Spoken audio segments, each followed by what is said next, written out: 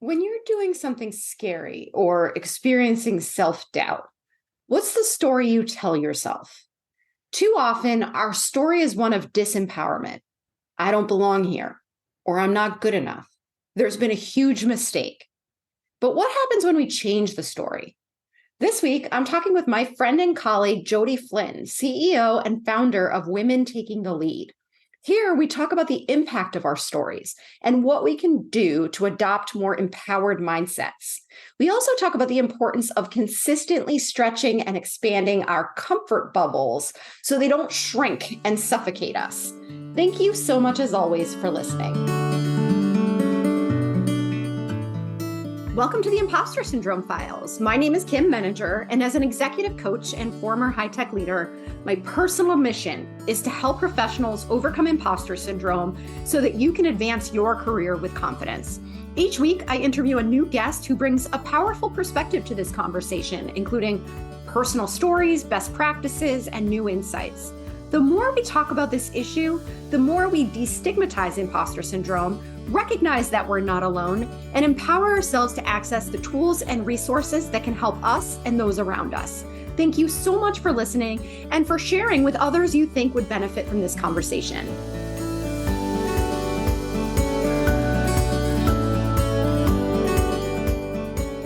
Welcome, Jodi. I'm so excited to have you on my podcast. I know we did your podcast recently, and I'll link to that in the show notes as well for anybody who wants to check out the other side of this conversation.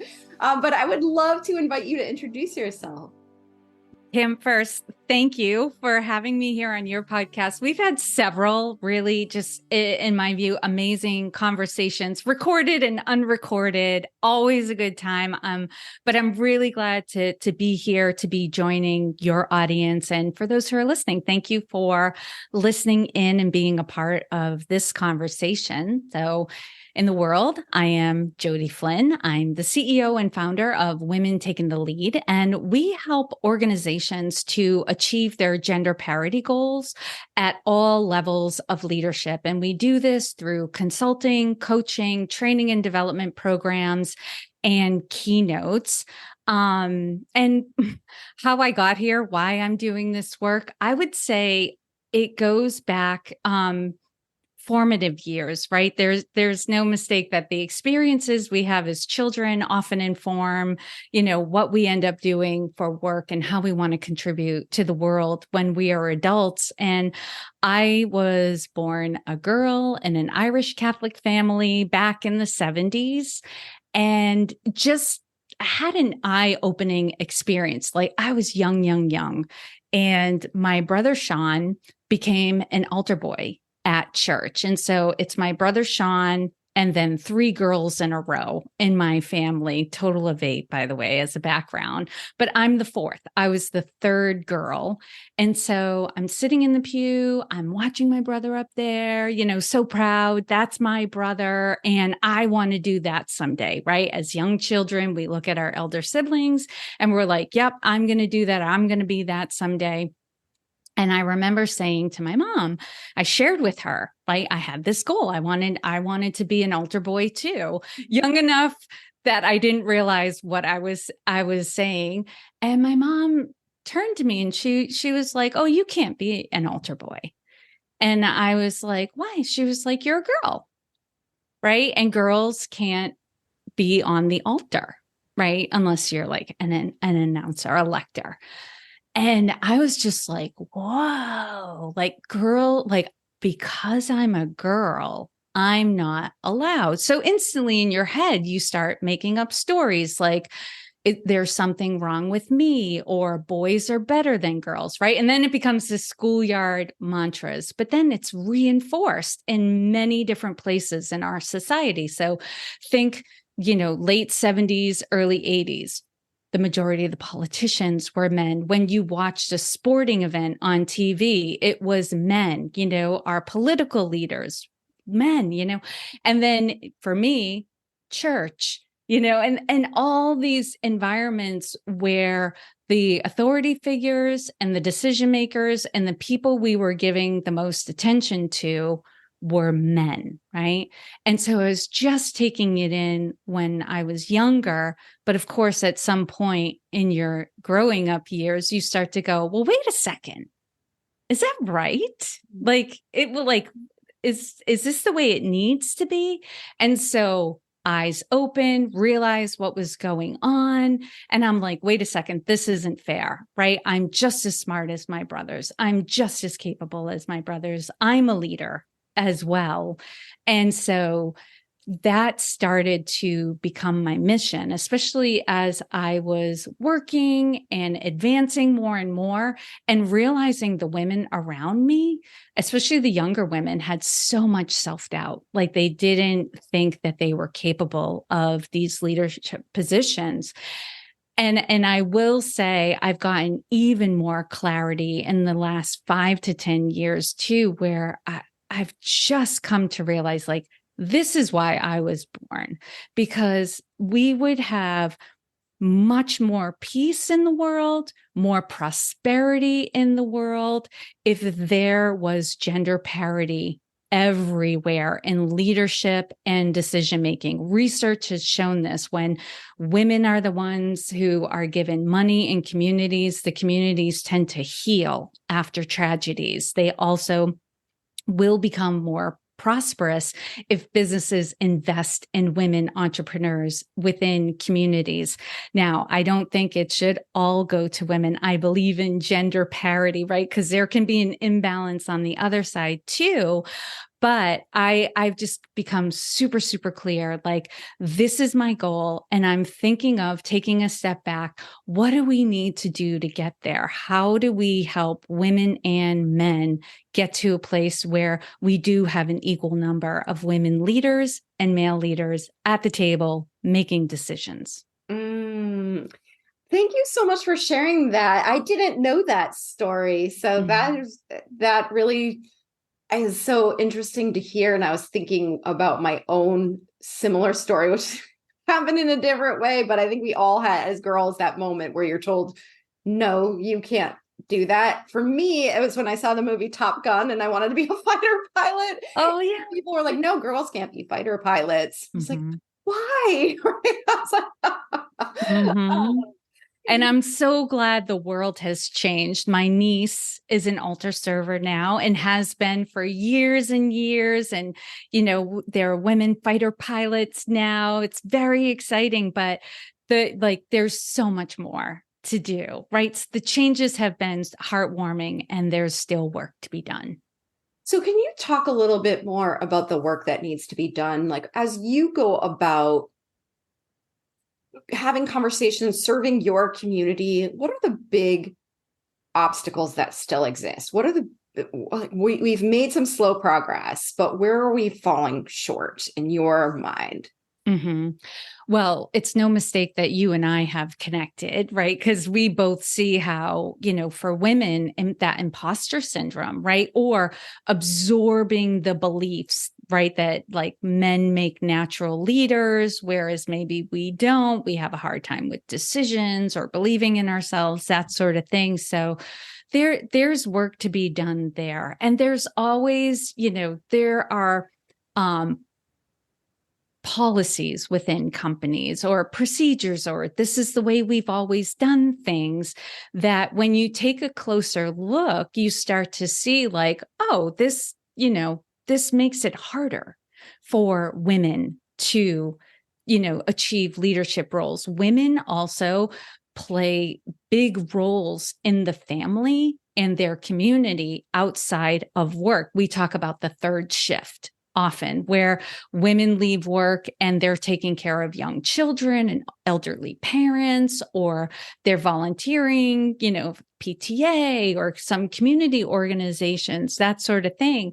I don't think companies are appreciating the role that women play outside of work. So, and there are companies coming along, right, that are allowing more flex time or hybrid work. I do think there's importance for teams working together to have time to be in person, but does it have to be that that way all week long? Can we allow some work for home and some flexibility so women can, be their best at work and be their best in their families and their communities as well?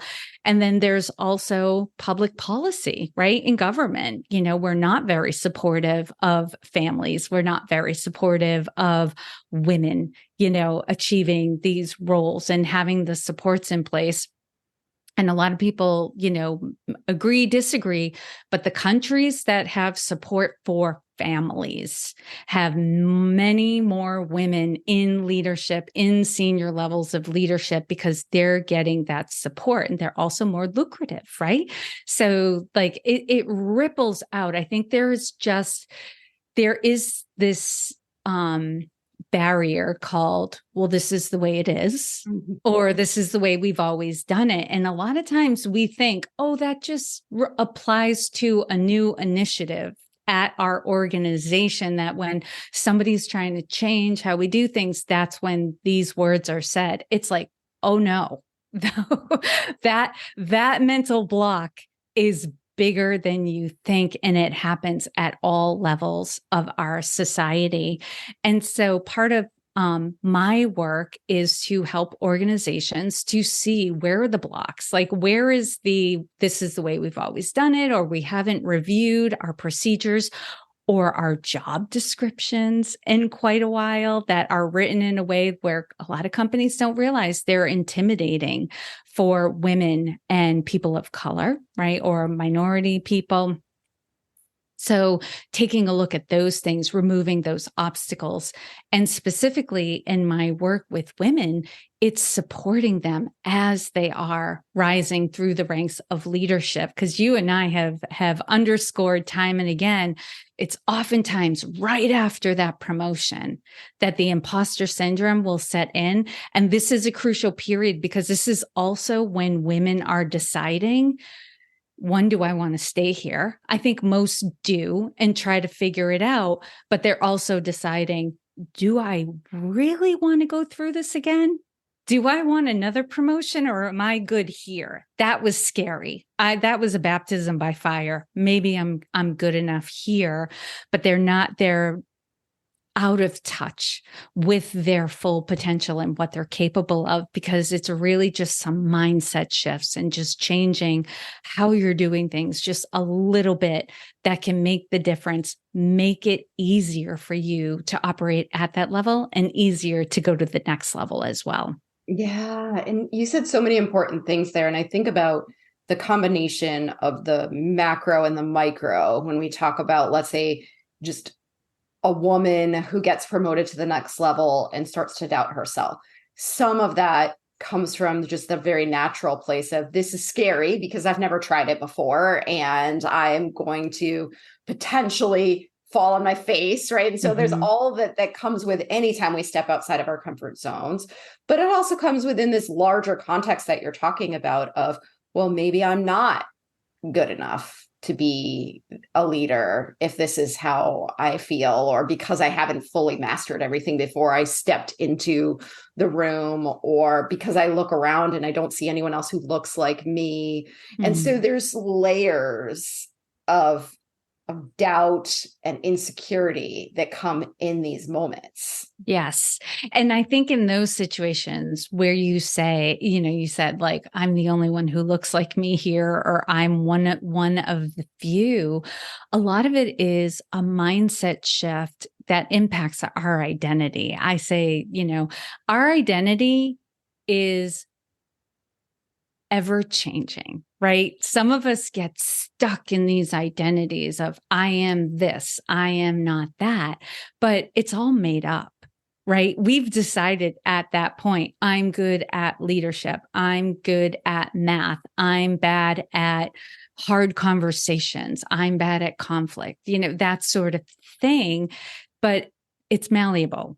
And it can change. And so for the people who are going in and they're like, and I've had these conversations where like, I could take this promotion, but then I'm going to be the only one in the room, right? I might be the only woman in the room, at this level.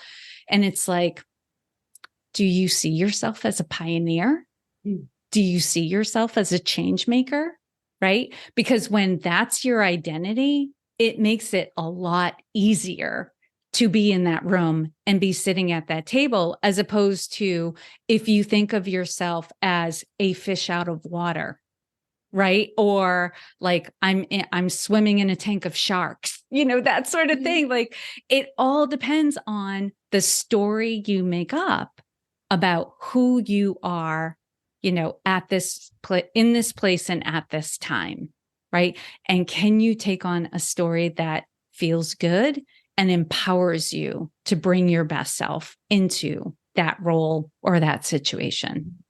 I love that you said that, because I do think the frame we put around whatever it is we're doing has such a psychological impact on how we show up.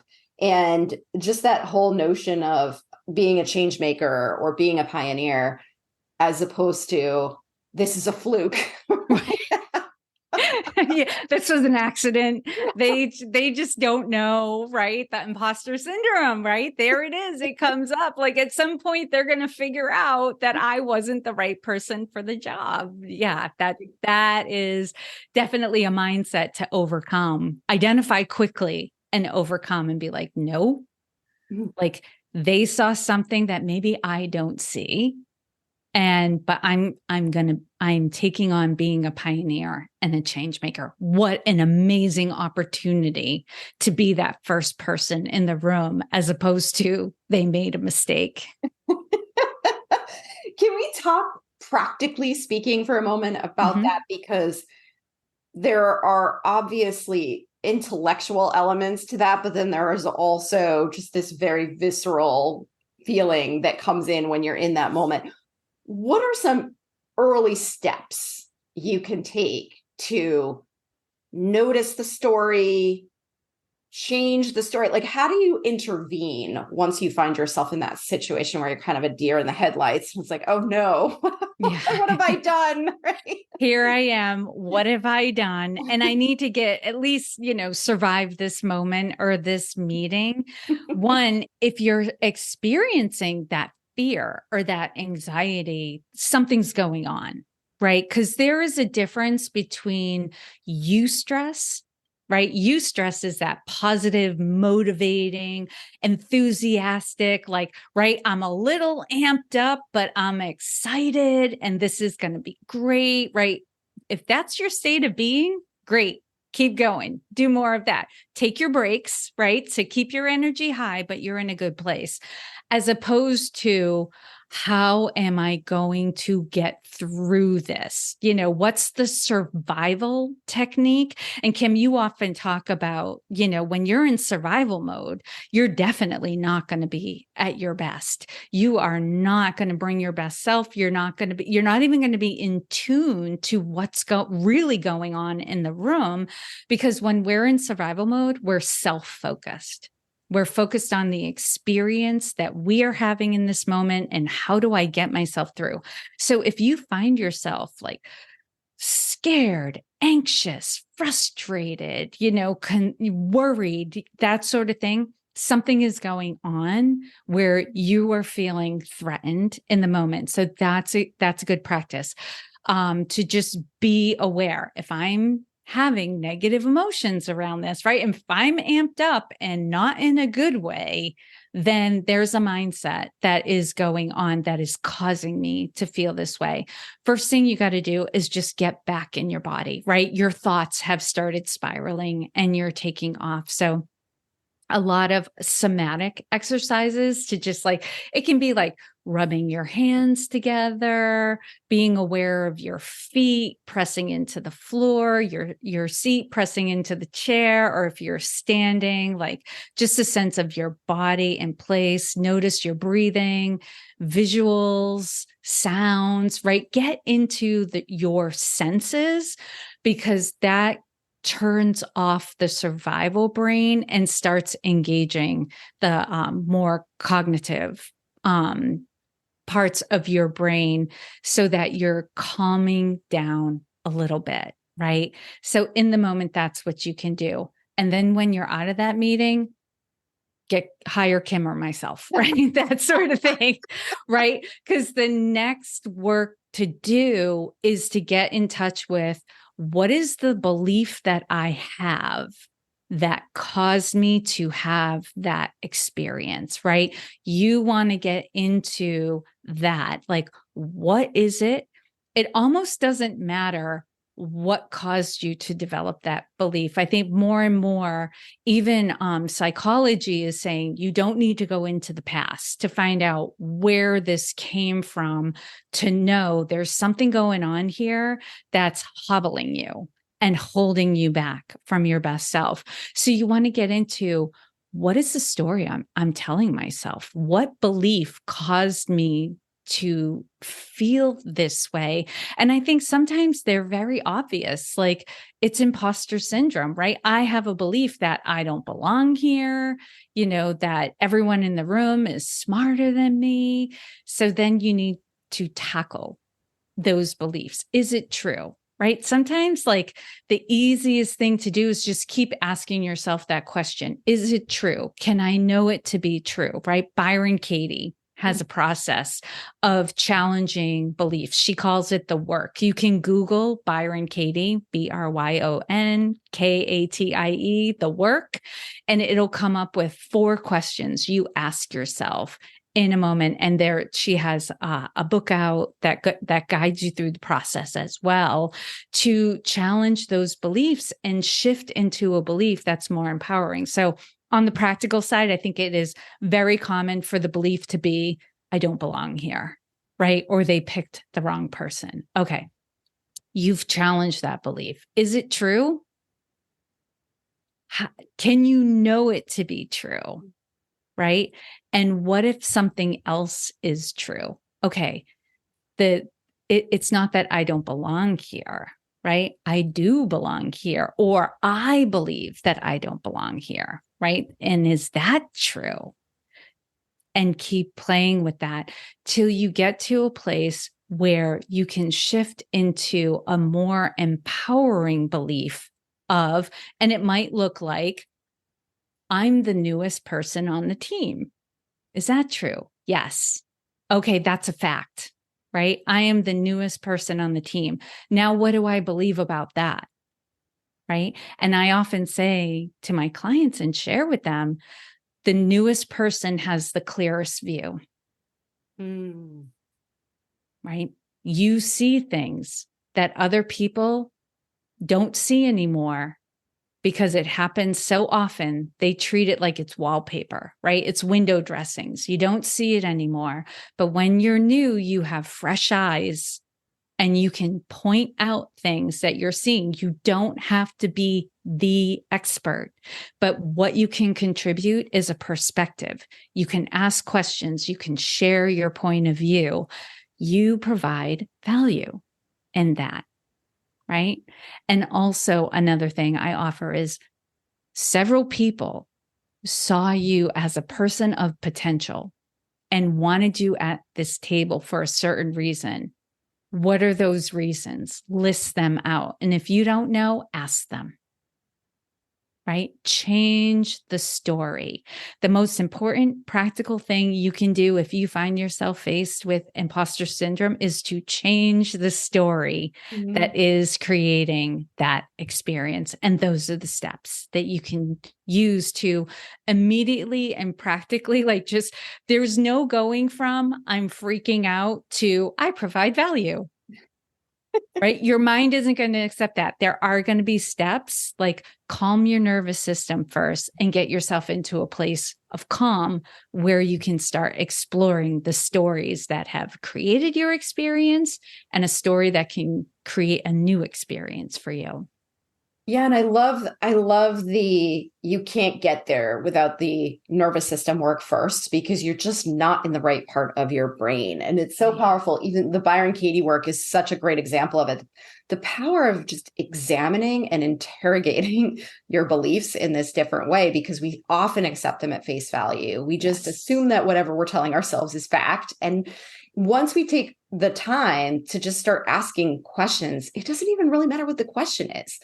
The fact that you're asking the question brings in the cognitive part of your brain, because that's where that kind of activity lies, right? So just the mere act of taking an analytical approach to how you're showing up allows you to see things in a way that you wouldn't have seen before. And to say, I often joke, and I may have said this to you before too, of that imposter syndrome, managing it is often about revealing the absurdity of our thinking, right? Because we just don't question. It's like, oh yeah, no, you're not good enough. Oh, everyone else is better than you. And then you start to say it out loud, or you start to twist it and turn and look at it. It's like, how ridiculous is that? Like, there's no evidence to support that. That is not rooted in any fact, but we have to get to the place where we can go from just the emotional response to those beliefs to a place of like, no, actually, that's not true. And here's a different way to think about it.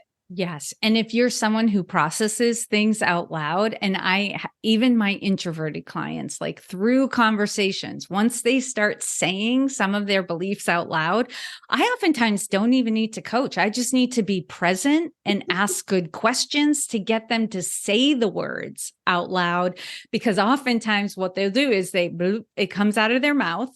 It's said, it's in the air between us. And then they go, like you said, well, that's crazy.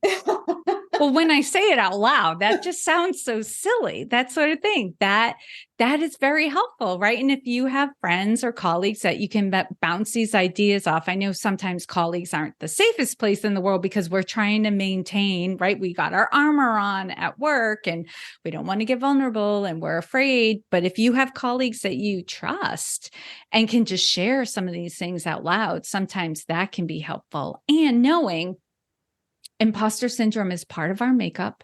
It happens to all of us. Doesn't matter what our gender is. It's just tends to, because of conditioning and the way our society is, it's more prevalent in women and can be more intense in women. So knowing like, okay, this is just something that comes up when I'm doing something new or bigger or, or I'm on mission and it feels important and valuable, that will trigger the imposter syndrome. It's just something to work through. Kim, I have to share something that really made me laugh as I was logging on to this Zoom call. The meeting is called Imposter Syndrome. And then underneath it says, this is a recurring meeting. And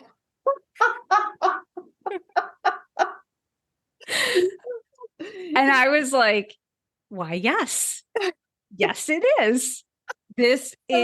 It reoccurs. And I want everyone listening, or I should say, I want you who are listening to just recognize that, like, when imposter syndrome develops, you're living, right? You are actively involved in growing and developing yourself and making a bigger contribution. There are times where I've experienced imposter syndrome and I'm like, game on. Here we go. I did it. I declared something, or I took that bigger role. And now this is setting in. I just need to follow the steps to process through this so I can get to the other side, right? Because eventually you do master that new role. You do master that new position and you feel great. And if you are then living life trying to avoid that feeling of imposter syndrome, you are going to hold yourself back, because we're meant to keep growing and keep developing. That's exactly right. I think that's such a powerful point, that you can't get to where you want to be from a challenge and growth perspective if you keep yourself in that bubble of safety and comfort. It just can't happen. So I like what you're saying, because if we just accept, and it doesn't have to be at the level that we've perhaps experienced it in the past without tools, but if we just accept, there's always going to be that nervousness, that element of self-doubt. There's a leap of faith that comes every time we do something we've never done before. If we just sort of say, okay, this is coming. I know it's coming, because this is how we as humans adapt to change. Then when it does show up, to your point, I can say, okay, here we go, right? I knew this was coming. I chose to go down this path. And now I have tools that I can use to make this more manageable along the way until I get to the other side of it where I'm like, phew. You know, Kim, as you're saying that, something just clicked. And this is a wondering. I'm wondering out loud. Okay, so we know that it is our mindset that causes imposter syndrome to kick in, right? We've stepped into something bigger, but we have that old, smaller mindset. And so we need to take on the bigger mindset. What if we took on the bigger mindset before we took on the new role, right? And you show up in the new role feeling they picked the right person. I'm meant to be here. I'm going to contribute tremendous value. I'm going to learn and grow. I don't know everything. I'm not expert, but I'm going to get there. I am wondering if it either mitigate, like completely cuts off that experience of imposter syndrome, or mitigates it to the point where it's like, instead of a full body hijacking, like it's just more of a sensation of like, ooh, this is new and scary. I can definitely feel myself being like, okay, I'm going to breathe through this, but I'm good. I'm good. This is new. And so I just need to go through this for a few days, before I feel like I've really got my sea legs here. I wonder if that would happen, if you can do the work ahead of time to preempt the experience. I bet there's a good chunk of the work that you can do ahead of time, right? Because going into a new situation, based on past experience, what are the thoughts I had the last time I went through a change? What are the things I can anticipate are going to come up for me? And doing some of the work that we talked about of like, what's another way to think about that? Is that true? How do I tell a more empowering story than what I was visualizing as you were saying that about being hijacked? Is like the difference between sort of plummeting without a parachute versus like choosing to go on a roller coaster where it's scary, but it's controlled. Fun. It's like, I know it's going to be scary. I know I'm going to have a reaction to it, but I'm choosing to do it because it's worth it to me. Right. It's within a sense of safety as well, right? I'm going to get scared, but this is probably going to last like a minute at the most. And then the roller coaster will pull into the terminal again. That's right. That's right. And so, if you think about the things we choose to do that are scary, like I'm a big fan of like horror stuff and suspense movies and things like where I choose to scare myself, right? Even though I have an anxiety disorder. But it's like, that's life is about choosing. Do I stay in my comfort zone where it's nice and cozy, but I don't actually get to experience anything new? Or do I just gear up and say, okay, this is part of the roller coaster ride? Right. It's interesting because like I don't do roller coasters anymore. Loved them as a kid. And then when my sense of self-preservation kicked in, I did not enjoy them as much. I don't watch horror movies, but you know what I do, Kim, is like, and you're there with me, we do public speaking. That's right. Or we take on bigger projects, right? We step into new roles where we're taking on more responsibility. And when I say responsibility, I don't mean the work, because I want to be very clear. We're talking about a lot of times rising through the ranks of leadership. And it doesn't mean more work, but it does mean more responsibility or accountability, that sort of thing. Like, this is what we do to scare ourselves, to some extent, or keep that feeling of aliveness going. I never feel more alive than when I'm like 5 to 10 minutes into a presentation, public speaking, being with an audience and interacting with them and feeding off of their energy and giving it back, that sort of thing. These things give us keep us alive. So for those who are listening, like, what is your thing? But I'm imagining if you're listening to this podcast, you're experiencing imposter syndrome, part of it is taking on a bigger role for yourself, or contributing more value, or living more on mission and in alignment with your values in your life, which isn't easy as either. Yeah, you're so right. And I think about that too, that I really do, because I've had so much anxiety and I know that it would be easy for me to just stay in the bubble.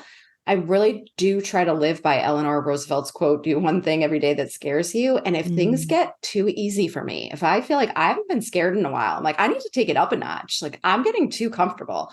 And so for me, it's like, okay, what's that next scary thing? What's the thing I'm going to do deliberately to push myself out of my comfort zone?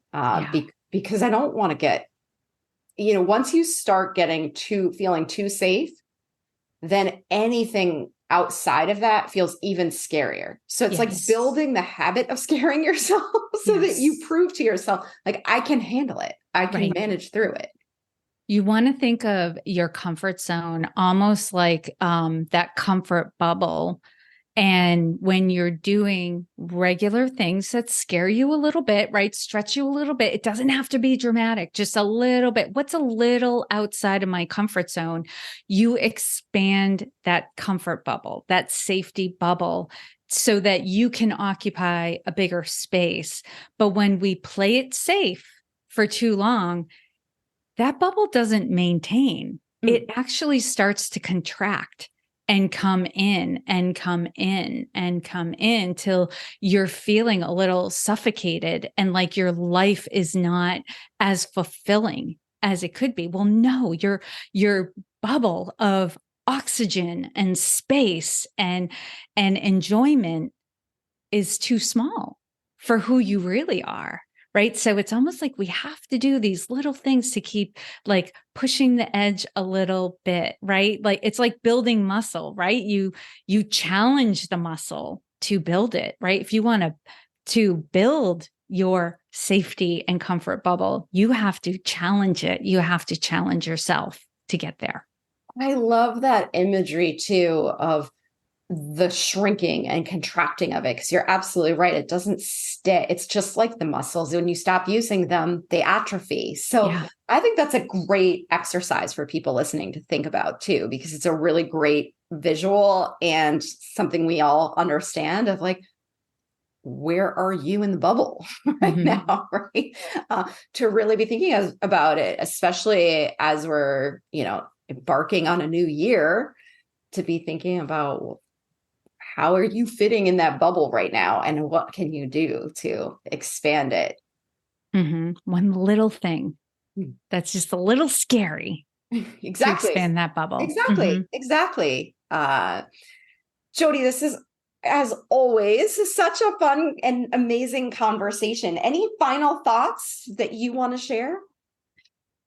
I think we hit on it, right? I love ending with that comfort bubble. So I want to leave everyone with that visualization in mind, and this is sometimes what happens. We're in the deep end already, don't go it alone. Reach out to Kim, reach out to myself, get support for yourself.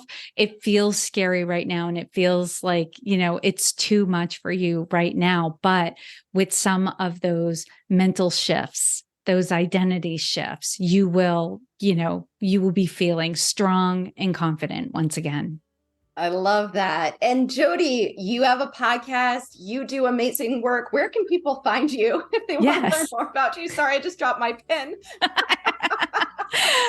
So everyone listening can find me. My podcast is called Women Taking the Lead. And that is also my hub. My website is womentakingthelead.com. And the platform that I am the most active on is LinkedIn. So I love connecting with people on LinkedIn. So if you could send me an invitation request, it's Jodi Flynn, JodiFlynn.